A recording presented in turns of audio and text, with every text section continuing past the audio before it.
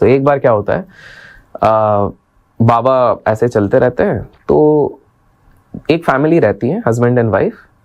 तो वो बहुत समय से बाबा को बोल रहे थे, बाबा आप हमारे घर पे आके रुकिए ना, हमको सेवा करने का एक अवसर दीजिए, एक दिन रुकिए। अब संत पुरुषों को क्या होता है, दे हैव वेरियस रिस्ट्रिक्शंस खाने का, ये तो इन्होंने, ये इतने बड़े डिसाइपल थे, इन्होंने पूरे घर को ही आश्रम जैसा कर दिया था ताकि बाबा के लिए एक्सेप्टेबल हो जाए। एक दिन अचानक से आउट ऑफ द ब्लू बाबा संदेश भेजते कि मैं आज रात को आके आपके इधर रुकूंगा। बाबा आते हैं, इस बार दूसरी कंबल लेके आए, बढ़िया आए और लेट गए। उनके लिए कुटिया बनाई गई थी, ये था खाने के लिए, उनको बोला गया, हल्का सा खाया उन्होंने, लेट गए। राइट। रात को 1 बजे से अचानक से बाबा के कमरे से आवाज आती है, बहुत चीखने की आवाज आती है। तो पति पत्नी उठ जाते हैं, बोले क्या हो गया? खिड़की से देखते हैं, डिस्टर्ब भी नहीं कर सकते, बाबा का प्राइवेट कमरा है। उधर जाके क्या देखते हैं कि भाई बाबा जी ना बहुत तड़प रहे हैं, चिल्ला रहे हैं। ओके। मतलब जैसे कोई उनको मार रहा है बहुत जोर जोर से।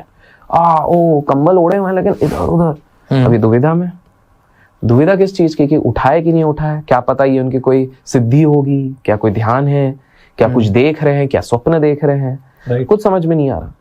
तो बाबा जी तो डिस्टर्ब नहीं किया। सुबह तो बोलते छोड़ देते, देखते हैं सुबह क्या होता है। सुबह बाबा जी उठते हैं, किवाड़ खुलता है, आते ही वो देखते हैं तो बाबा जी नॉर्मल दिख रहे हैं। कंबल लेते हैं और कंबल लड़के, मतलब जो हस्बैंड रहता है उसको पकड़ा देते हैं, उसको बोलते हैं जाके इसको कहीं नहीं रखना है, गंगा में जाके विसर्जित कर दो। ओके। जैसे ही वो व्यक्ति कंबल पकड़ता है, वो कंबल मान लो 40 किलो का लग रहा है, समझ में नहीं आता क्या है। और बाबा ने बोला तो खोल के मत देखना, सीधे गंगा में। ओके। जब गंगा में बहाते हैं तो अचानक से देखते हैं कि बहुत सारे ना मेटल तैर रहे हैं, उनको समझ में नहीं आता। ठीक है। अब 1 हफ्ते बाद ना उनका बेटा घर आता है, उनका बेटा आर्मी में था। ठीक है।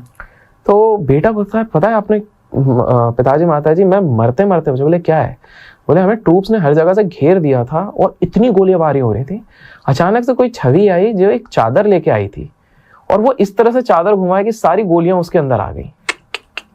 और तब इन दोनों को समझ में आया कि ये कोई और नहीं है, नीम करोली बाबा का चमत्कार था, और जो उनने बहाया था वो सारे बुलेट्स थे जो नीम करोली बाबा ने सारे हर लिए थे।